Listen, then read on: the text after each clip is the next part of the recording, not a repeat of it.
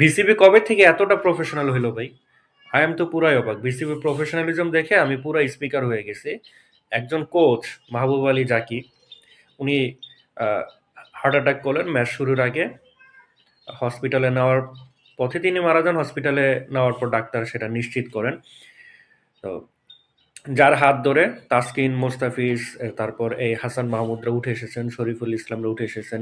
তিনি Bangladesh under 19 world cup winning টিমেরও coach ছিলেন, বোলিং কোচ ছিলেন।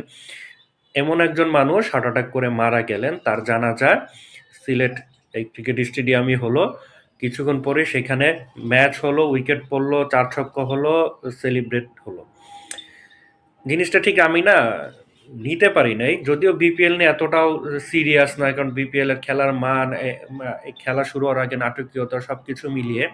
কিন্তু মাহবুব আলী জাকি উনি বাংলাদেশের প্রেক্ষাপটে হয়তোবা অতটা লাইমলাইটে বা হাইলাইটে হাইলাইটে তিনি ছিলেন না, কিন্তু তিনি অনেক বড় একটা নাম।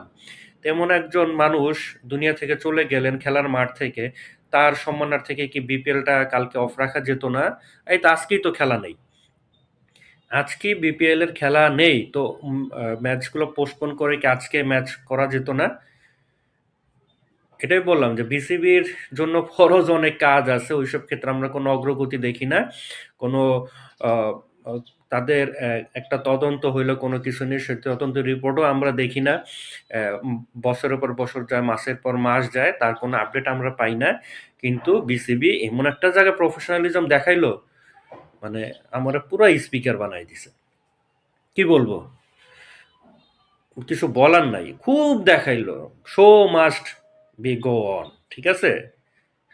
এই নীতি ফলো করছে। কিন্তু জিনিসটা খুবই আমার কাছে পীড়াদায়ক ছিল। জানি না আপনাদের কাছে কেমন লাগছে, আপনারা সবাই কমেন্ট করে জানাবেন। একটা মানুষ মারা গেল, এত বড় একজন মানুষ, তার সম্মানার্থে তার একটা খেলা অফ রাখতে পারলো না পরের সেকেন্ড ম্যাচটা, বা আজকে যেখানে একটা অফ ডে ছিল। কি বলবো।